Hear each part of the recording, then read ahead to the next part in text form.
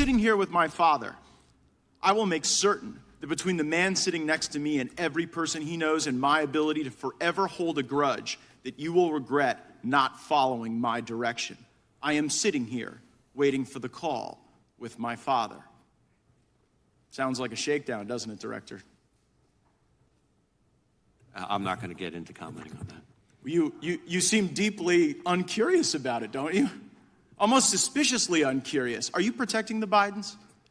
Absolutely not. The FBI does not and has no interest in You won't answer the protecting question anyone about whether or not politically. that's a shakedown, and everybody knows why you won't answer it. Because to the millions of people who will see this, they know it is. And your inability to acknowledge that is deeply revealing about you.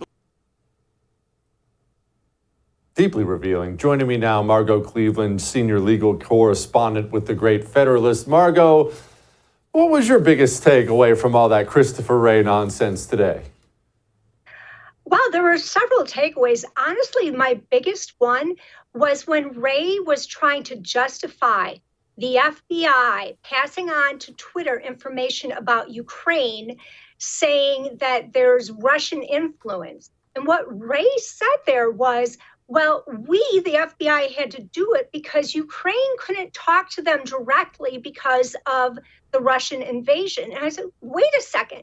You mean that our social media companies, our American social media companies, are taking requests from foreign intelligence agencies to remove American speech?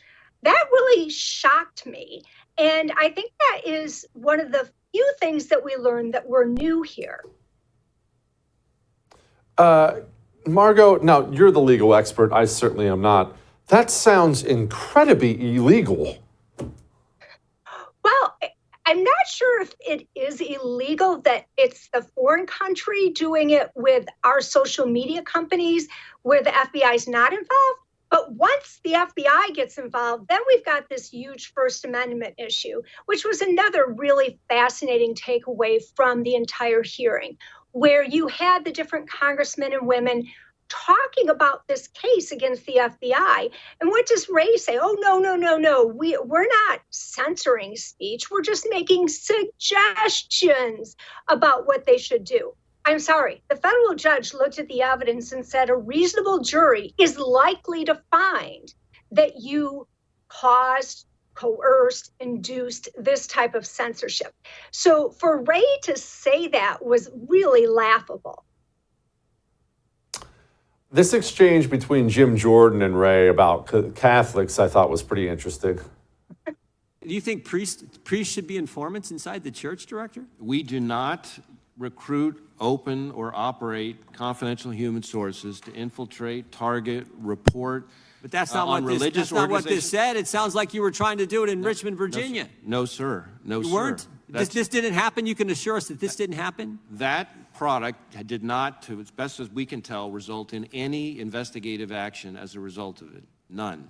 You know what the motivation for this was? Why would they even think about doing this? You know what the motivation was? Well, again, I think that's what our internal review will find.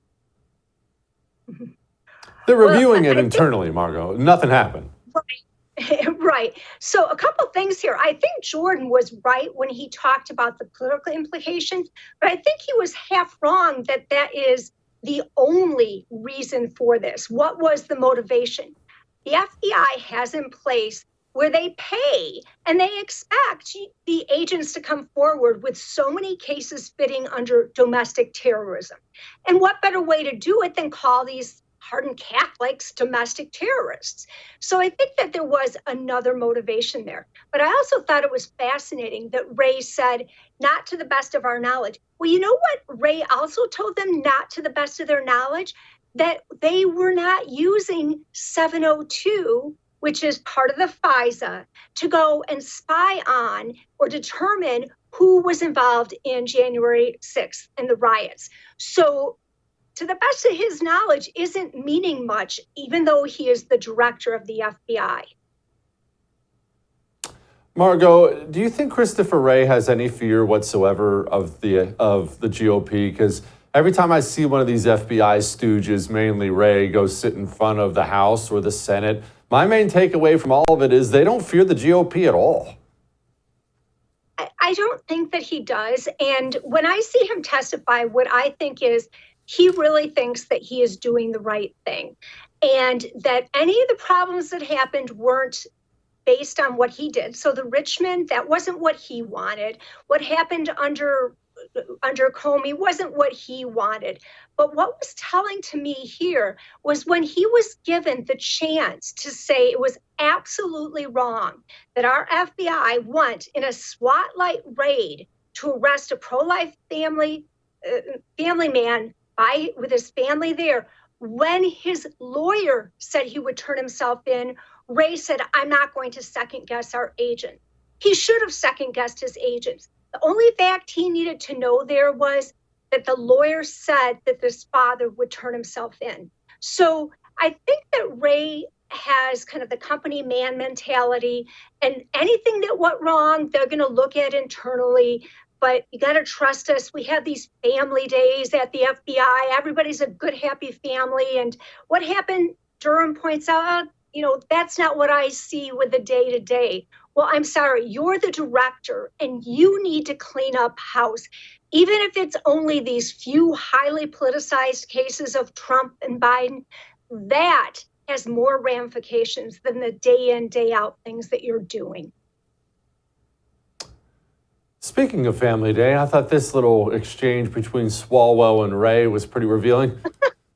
But I want to talk more about your workforce because that's where you started. A couple weeks ago at the Bureau, you had Family Day. Can you tell us what Family Day is?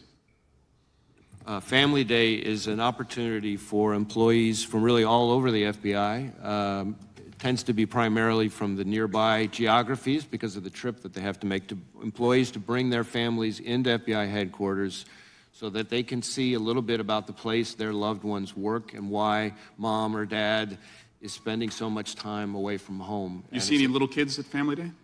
Many, many, many. It's an opportunity for us to say thank you to the families. We talk a lot in law enforcement about sacrifice, but the reality is that law enforcement officers and professionals are sacrificing to do what they love. Our families are sacrificing because of who they love. And what? It's so touching. It's a real family environment over there. But isn't it really revealing, Margot, that that's the line of questioning from Democrats to the FBI director? Oh, absolutely. It was all about Family Day.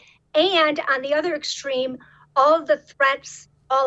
So I think there were a handful of threats made to the FBI offices where they were horrible things. There should not be doxing where you have public addresses of FBI. Obviously, I think it was Memphis, but I can't recall for sure where it was, where they had an attack on an FBI agent's, office. All of that's horrible, but that has nothing to do with what they're talking about. What you're seeing the Democrats try to do is say, you cannot condemn the FBI's misconduct, because if you do, it means that some criminal is going to go and attack them. So we have to pretend none of the bad stuff went on. I actually thought you were going to play the clip where Eric talked about all the nudes on the laptop, which I kind of chuckled over. He was trying to make Hunter Biden's about nudes. I'm like, is that all he looked at on the laptop? Because really what the laptop had was Joe Biden, the Hunter Biden pay-to-play scandals. So I guess he kind of got sidetracked with some other types of videos. You want to watch our special on George Washington? It's freaking awesome. Well, you can. All you have to do is become a First TV supporter. That gives you access to all of our specials on demand, and it's cake.